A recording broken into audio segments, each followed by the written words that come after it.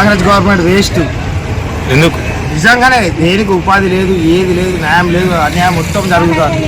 ఆ madam కోటేశ్వరక మేడాన్ని MLA అయితే ఇప్పుడు మంత్రి అయి కూర్చున్నా కానీ ఏం చెప్తాను? మాకు ఉపాధి లేదు, మాకు తిన్నమాట తిండి లేదు, ఏది లేదు. ఎందుకు సార్ అది వేస్ట్గా గవర్నమెంట్?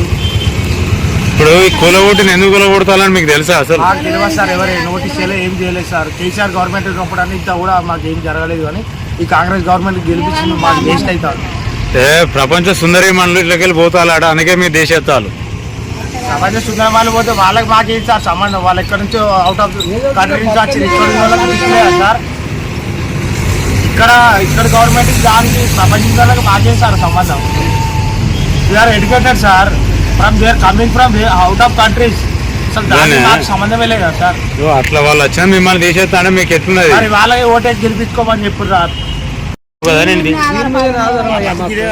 మా జీవితము మా కొడుకు మా కొడుకు పింఛనత్తలేదు నాన్న. మాకు ఒక పాప, మాకు తినరిక తిండికి చాలా ఇబ్బంది ఉంది. కాదు ఎక్కడ కష్టం చేద్దామని సాధన అవుతుంది. ఏదో దీని మీద బతుకుదామని పెట్టుకున్నాను నాయన. ఈ 10 రోజులు మా వాళ్ళు బాగలేక ఎంజేవులు ఉన్నాం సార్. ఎంజేవులు ఉంటే ఇక వచ్చేటప్పటికి గుడిసంతా కూడా వీకిండు ఎత్తేసి ఆ గుడ్డ తీసి దీని మీద ఎత్తే మాకు ఇప్పుడు కష్టం అవుతుంది తీసుకొని.